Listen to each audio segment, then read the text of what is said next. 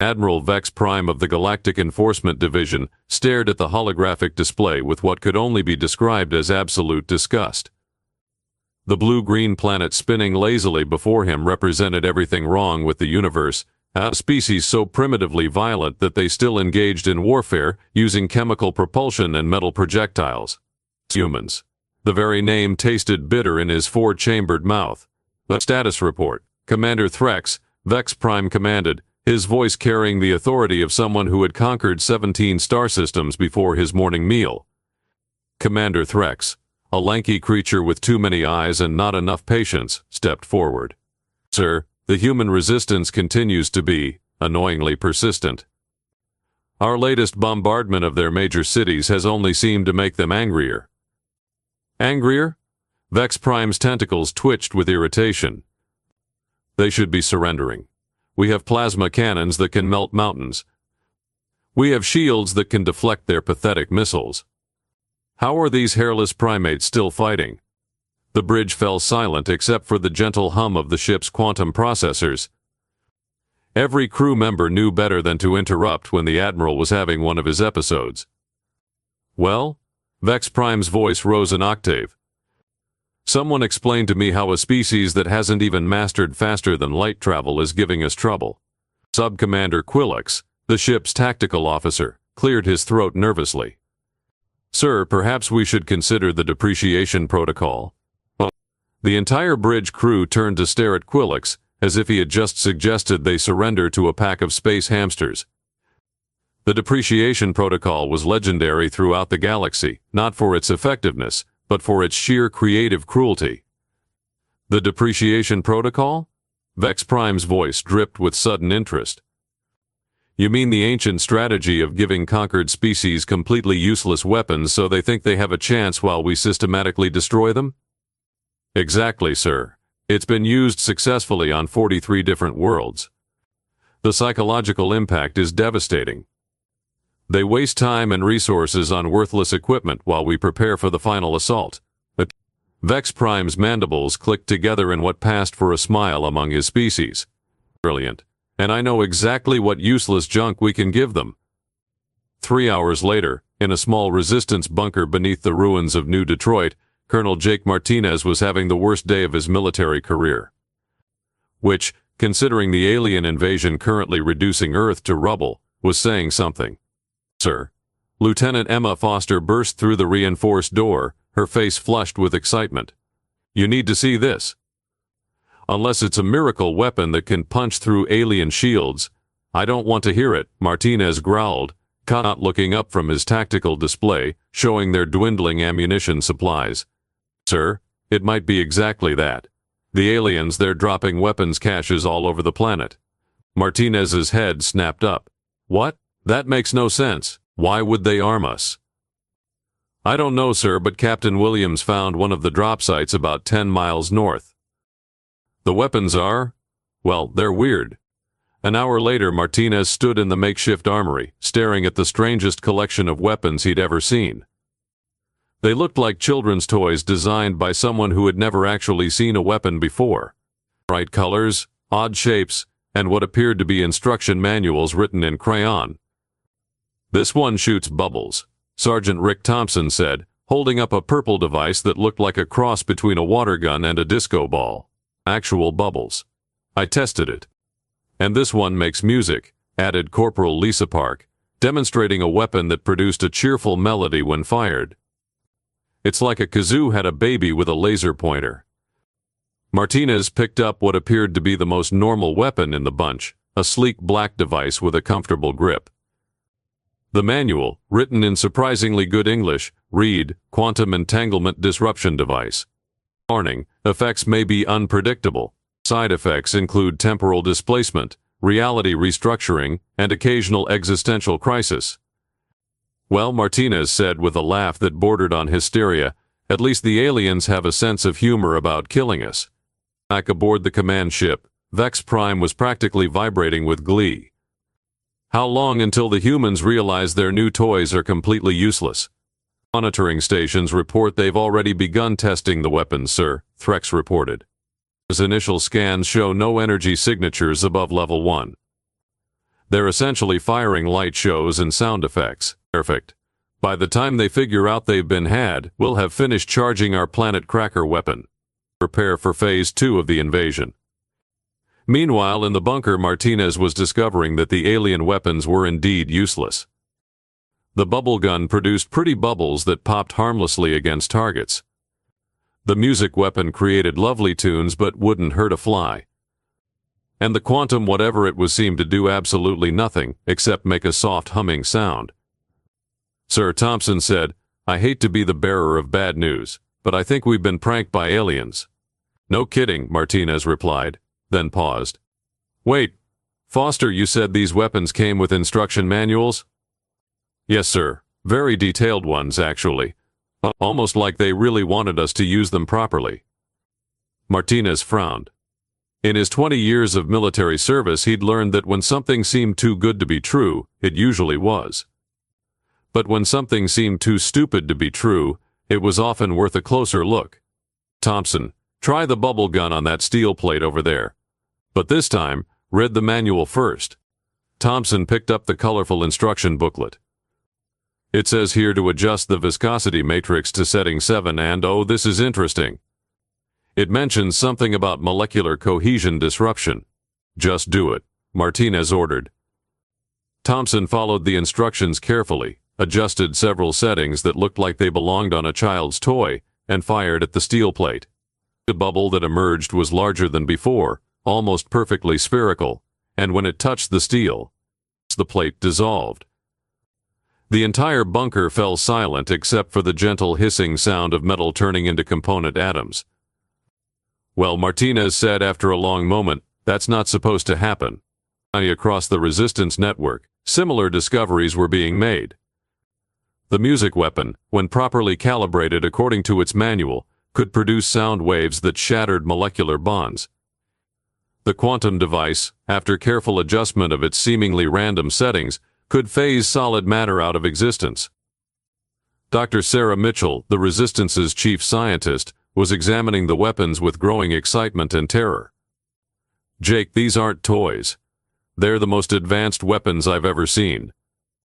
The aliens didn't give us junk, they gave us prototypes. But why would they do that?" Martinez asked.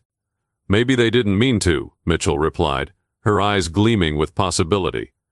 "Maybe someone made a mistake. High above Earth, Sub-Commander Quillix was having a very bad day. It had started when he received a priority message from Galactic Command questioning why he had requisitioned advanced prototype weapons for the depreciation protocol. It had gotten worse when he realized he had grabbed the wrong storage containers. And it had become a complete disaster when long-range sensors detected energy signatures that should have been impossible. "Sir," Quilk said, his voice barely above a whisper, "we may have a problem." "What kind of problem?" Vex Prime demanded. "The kind where I accidentally gave the humans our most advanced experimental weapons instead of the useless ones." The bridge was so quiet you could hear a pin drop. Or in this case, the sound of an admiral's career ending. "You did what?" Vex Prime's voice could have shattered glass. "Sir, the storage containers were nearly identical. How was I supposed to know that Bay 94 contained prototype quantum disruptors and Bay 95 contained the toy weapons? Because there are signs.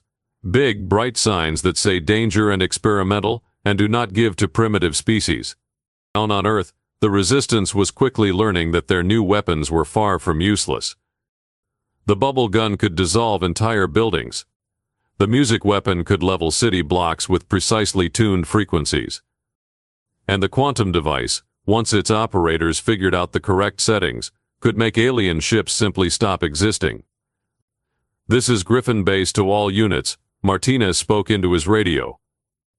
"I don't know what the aliens were thinking, but they just armed us with weapons that make their technology look like stone knives. All units, begin immediate deployment of new equipment."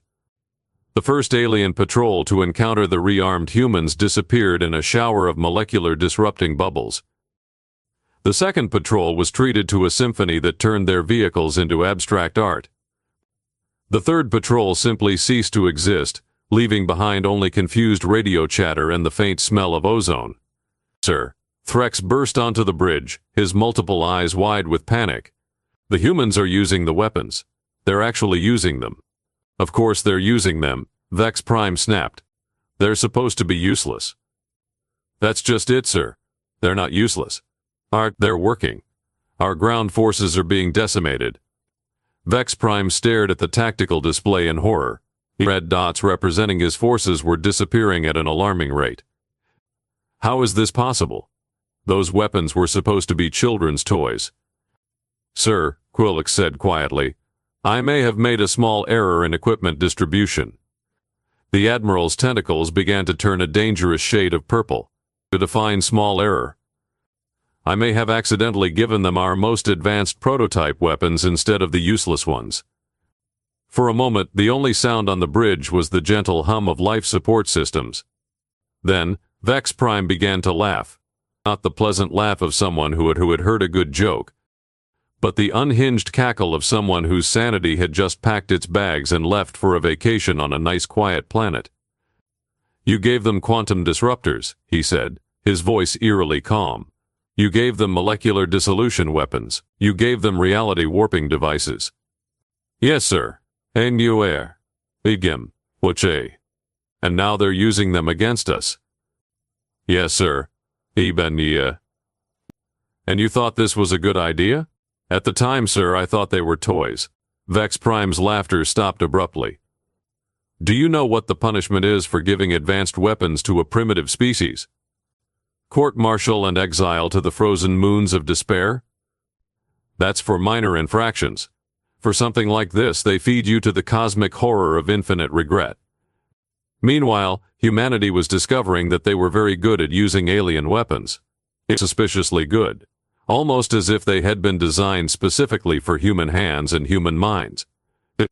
It's like they were made for us, Foster observed, easily operating a weapon that had 12 different settings and a user interface that seemed to respond to her thoughts. That's because they were, Dr. Mitchell said, studying the technical specifications. Look at these ergonomic designs. The grip spacing is perfect for human hands. The control interfaces are intuitive for human cognitive patterns. Even the instruction manuals are written in a way that makes sense to us. But why would aliens design weapons specifically for humans? Martinez asked. Maybe they didn't, Mitchell replied thoughtfully. Maybe these weapons were designed by humans who lived a long time ago. Maybe we're not as primitive as we thought. The battle for Earth was turning into a rout. Alien forces that had seemed invincible hours earlier were now retreating in panic. Their advanced shields were useless against weapons that simply made the shield generators stop existing. Their superior firepower meant nothing when human forces could dissolve their weapons with bubbles. Sir Threx reported, his voice shaking, Ground Commander Zext is requesting immediate evacuation. His forces are down to 30% strength and falling rapidly. Evacuate them, Vex Prime ordered wearily. In fact, evacuate everyone. We're pulling back to orbital distance. Sir, what about the invasion? What invasion? We just accidentally gave the humans weapons that make our technology look like it was built by particularly stupid cave dwellers. The invasion is over. But sir, Galactic Command will want to know why we failed to conquer a primitive world. Vex Prime looked at his subordinate with the expression of someone who had just realized that his career was about to become a cautionary tale told at military academies across the galaxy. Threx, when you file your report, make sure you emphasize that this was Quillix's fault. Also remind them that the depreciation protocol clearly states that weapons should be confirmed as useless before distribution. And if they ask why we didn't double-check, tell them we were overconfident. It happens to the best of us. Down on Earth, the Resistance was watching alien ships withdraw with a mixture of elation and confusion. Are they leaving? Thompson asked, not quite believing what he was seeing. Looks like it, Martinez replied, though I have no idea why. We've barely scratched their main fleet. Maybe they're planning something bigger, Foster suggested. Or maybe, Dr. Mitchell said with a smile, they just realized they made a very big mistake. As the alien fleet disappeared into the depths of space, humanity began to examine their unexpected gifts more closely.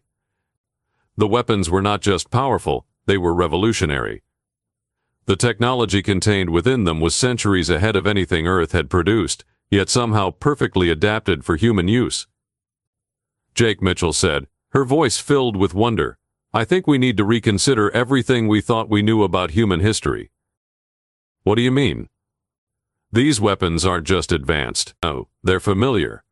Like we've seen this technology before, used it before. What if humans didn't evolve on Earth? What if we came from somewhere else, and these weapons are reminders of what we once were? Martinez stared at the quantum device in his hands, suddenly seeing it not as an alien gift, but as a homecoming present from a past he had never known existed. You're saying we're not from Earth? I'm saying maybe we're not as primitive as everyone thinks. Maybe we're just humans who forgot how to be human. The implications were staggering. If humanity had once possessed such advanced technology, what had happened to it? Why were they living on a single world, fighting with chemical weapons and metal projectiles? And more importantly, what else had they forgotten? Well, Martinez said finally, I guess we have some research to do. Jake, I don't think research is going to be enough. If these weapons are any indication, we're going to need to completely rewrite human history. As the last of the alien ships disappeared into hyperspace, carrying with them the most humiliated invasion force in galactic history, humanity began to realize that the failed invasion had given them something far more valuable than victory. It had given them a glimpse of who they really were, and who they might become again. 3 weeks after the Great Alien Retreat, as historians were already calling it, the world had changed in ways nobody could have predicted. The weapons that had saved humanity were now being reverse-engineered by the brightest minds on Earth, and what they were finding challenged everything they thought they knew about human civilization. Dr. Sarah Mitchell stood in the newly constructed research facility in Colorado, formerly a military bunker, now humanity's first xenotechnology laboratory. The quantum device that had started it all sat disassembled on her workbench, its components spread out like the pieces of the universe's most complex puzzle. Jake, you need to see this, she called to Colonel Martinez, who was reviewing reports from similar facilities around the globe. Please tell me it's good news, Martinez replied, walking over to her station. Because I just got word that the Chinese team found something in their weapons that's giving everyone nightmares. Oh, this is definitely nightmare material, Mitchell said cheerfully. But the good kind of nightmare. The kind that makes you question reality. She pointed to a small crystalline component that pulsed with soft blue light. This is the core processing unit. It's not just quantum technology, Jake. It's biological quantum technology. And the biological part? It's human DNA. Martinez stared at the component, as if it might suddenly sprout legs and dance. Human DNA? That's impossible. We just got these weapons 3 weeks ago. That's what I thought too. But look at this. Mitchell pulled up a holographic display showing complex genetic sequences. This DNA isn't from any human alive today. It's older. Much older. And it's been modified in ways that shouldn't be possible with current technology. How much older? Carbon dating suggests around 50,000 years. Or take a few millennia. Martinez felt his worldview crumble and rebuild itself in the space of a heartbeat. You're telling me that humans had this technology 50,000 years ago? I'm telling you that someone with human DNA had this technology 50,000 years ago. Whether they were our ancestors or, she paused, clearly wrestling with the implications, or whether we're their descendants is still up for debate. Across the facility, other research teams were making equally disturbing discoveries. The bubble weapons core contained microscopic engravings in a language that looked suspiciously like ancient Sumerian, if ancient Sumerian had been written by people who understood quantum mechanics. The music weapons' harmonic resonators were tuned to frequencies that matched human brainwave patterns with impossible precision. Dr. Mitchell called out Dr. James Wright from the linguistics team. We've translated another section of the weapon documentation. You're not going to like this. Hit me with it, Mitchell replied, already bracing herself for more impossible revelations. The instruction manual for the quantum device contains a message. It says, "To our children who forgot the stars, remember that home is not a place but a people. The guardians sleep, but they will wake when the family is threatened." The laboratory fell silent, except for the hum of alien technology being dissected by human hands. "Guardians?" Martinez asked quietly. "That's not the best part," Wright continued. "The message is signed. It's signed by someone calling themselves the first captain of the Interstellar Navy." "The what now?" "Interstellar Navy. Earth's Space Navy, which according to our history books, doesn't exist." Meanwhile, in the depths of space, Admiral Vex Prime was having a very different kind of revelation. The emergency meeting of the Galactic Enforcement Division had been called to address what military historians were already calling the most catastrophic intelligence failure in galactic history. "Let me understand this correctly," said Supreme Admiral Krex 9, his voice carrying the weight of someone who had conquered entire star systems before breakfast. "You invaded a primitive world, got your rear ends handed to you by bubble guns, and now you're telling us that this primitive world might not be primitive?" "Sir, with respect, the evidence is mounting that Earth may be a forgotten colony world," Vex Prime replied, trying to salvage what was left of his career. "Our xenoarchaeology teams have found traces of advanced technology dating back tens of thousands of years." "Forgotten colony world?" Krex 9's tentacles writhed with what might have been amusement or rage. "None of whom?" "That's the problem, sir. We don't know. The technology doesn't match any known galactic civilization. It's completely unique." Sub-Commander Quillix, who had been quietly hoping everyone would forget about his role in the disaster, suddenly spoke up. "Sir, what if it's not a colony world? What if it's something else entirely? Such as? Materias. What if Earth is a quarantine world, a place where dangerous beings were contained?" The bridge fell silent as the implications sank in. If Earth was a quarantine world, then the Galactic Enforcement Division had just released whatever had been contained there. And based on how quickly the humans had adapted to advanced weapons, whatever had been contained there was very dangerous indeed. "Sir," Threx said nervously, "long-range sensors are detecting unusual energy signatures from the Earth system. Multiple sources, all previously inactive." "Define unusual," Krex 9 commanded. "Sir, they appear to be massive artificial structures powering up after extended dormancy, but the energy output is concerning. Back on Earth, humanity was discovering that their planet held more secrets than they had ever imagined. The weapons had somehow activated dormant systems buried deep beneath the surface, systems that were now coming online after millennia of slumber." "Jake, we have a problem," Mitchell announced, her voice tight with barely controlled excitement and terror. "The quantum resonance from the weapons has triggered something big. Really big." "How big are we talking?" Martinez asked, though he was beginning to suspect he didn't want to know. "Antarctica-sized big. There's a massive structure under the ice sheet, and it's waking up." Before Martinez could respond, every screen in the facility lit up with the same image, a holographic projection of a woman who looked remarkably human, except for eyes that seemed to hold the wisdom of stars. "Greetings, children of Terra," the projection said, her voice carrying across every communication system on the planet simultaneously. "I am Captain Elena Vasquez, first of the Interstellar Navy, guardian of the sleeping fleet. You have awakened us with the old songs and we have heard your call." The world stopped. Every television, every radio, every communication device on Earth carried the same message. In the space of a heartbeat, humanity learned that they were not alone on their own planet. "The weapons you have found are keys," Captain Vasquez continued. "Keys to remember what you were before the Great Forgetting. Your ancestors chose to sleep, to let their children grow without the burden of the old wars. But the children are threatened, and the guardians wake." In the research facility, Martinez stared at the hologram with growing understanding. "We're not the first humans on Earth." "No," the captain replied, somehow hearing him across impossible distances. "But you are the children of the first humans. The ones who chose to start over, to build a new civilization without the weapons that nearly destroyed the galaxy." "What weapons?" Mitchell asked. Captain Vasquez smiled, and it was not entirely reassuring. Dr. Mitchell, your species has a talent for warfare that terrifies even us. The weapons you have rediscovered are children's toys compared to what your ancestors built. We put ourselves to sleep to prevent their use, hoping that time would teach wisdom. And now? Shogun.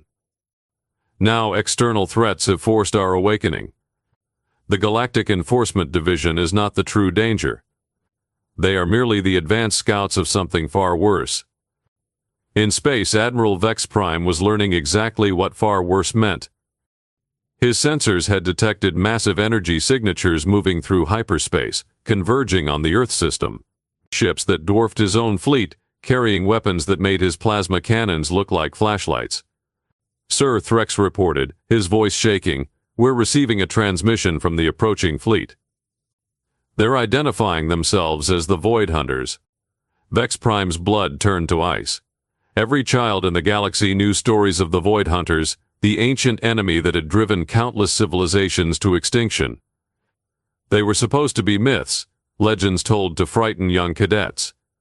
"Put them on screen," he ordered. The image that appeared made every being on the bridge instinctively step backward. The Void Hunter was a creature of nightmare, all sharp angles and hungry darkness, with eyes that seemed to devour light itself. "Small fleet," the creature spoke, its voice like grinding metal, "you have awakened the sleepers. This is fortunate. We had lost their scent millennia ago." "What do you want?" Vex Prime managed to ask. "What we have always wanted. To finish what we started. This to complete the harvest of the species that dared to resist us." The transmission ended, leaving the bridge in stunned silence. Vex Prime realized with growing horror that his botched invasion had not only failed to conquer Earth, but had awakened something that might destroy the entire galaxy. On Earth, Captain Vasquez was explaining the situation to a world that was rapidly running out of impossible things to accept. "The Void Hunters are drawn to advanced technology," she said. "They consume civilizations that grow too powerful, too quickly. Your ancestors fought them to a standstill 50,000 years ago, at the cost of most of human civilization. And now they're coming back?" Martinez asked. "I never left. They have been waiting, searching for any sign that we had survived. Your use of the weapons has given them that sign. So this is our fault?" "No, Colonel Martinez. This is war. And war was inevitable. The question is whether humanity will face it as scattered children, or as the unified species your ancestors were." Around the world, massive structures were rising from the depths of oceans, breaking through mountain ranges, and emerging from desert sands. Ships that had slept for millennia were stretching mechanical limbs and powering up weapon systems that had been designed to fight gods. "How many ships do we have?" Mitchell asked. 12,000 active vessels in the sleeping fleet," Captain Vasquez replied. "Crews of volunteers from the Guardian population, plus space for 10 million humans who wish to remember their heritage." "And the Void Hunters?" "Unknown. When we last fought them, they had consumed 17 galaxy clusters. They may have grown stronger. The impossible was happening. Earth was revealing itself to be not a backwater world, but a fortress that had been waiting for the right moment to wake up. And that moment was now." "What do you need from us?" Martinez asked. "Choose, Colonel. Choose whether humanity will remain on Earth and hope the Void Hunters pass by, or whether they will reclaim their birthright as the species that once held the line against the darkness." The choice was made not by governments or military leaders, but by ordinary people who had spent 3 weeks learning to use weapons that could reshape reality. They had tasted what it meant to be more than human, and they wanted more. Within hours, volunteers were boarding ships that had been waiting in the depths of space since before recorded history. The sleeping fleet was waking up, and with it, humanity was remembering what it meant to be the species that had once made the Void Hunters retreat. Admiral Vex Prime watched the Earth system transform before his eyes. Ships that had seemed like small planets were revealed to be massive battle stations. Weapons that could crack moons were powering up. And at the center of it all, Earth itself was changing, revealing itself to be not a planet but a command center for a war that had been paused, not ended. "Sir," Threx whispered, "what have we done?" "We've awakened something that was sleeping for good reason, Vex Prime replied. And now we're all going to find out why it was sleeping. The Void Hunters were coming, drawn by the scent of awakened technology. But they would not find the scattered, primitive species they had been hunting. They would find humanity as it was meant to be, armed, angry, and absolutely done with being pushed around. The war that had been postponed for 50,000 years was about to begin again. And this time, humanity intended to finish it. As the first Void Hunter ships entered the Earth system, they were met not by a primitive world, but by the reconstituted Terran Stellar Navy, station with weapons that had been designed specifically to kill things that should not be able to die. The bubble guns had been just the beginning. Captain Vasquez stood on the bridge of the flagship, watching the approaching enemy with eyes that had seen this battle before. "Signal the fleet," she ordered. "All ships, prepare for engagement. Remember, we are not fighting for Earth. We are fighting for the right of life to exist in a universe that the Void Hunters would make empty." But the battle for the future of the galaxy was about to begin. And thanks to one alien's mistake with weapon storage, humanity was ready. The Void Hunters were about to learn why the rest of the galaxy had once feared humans more than they feared the darkness between stars. This was going to be interesting.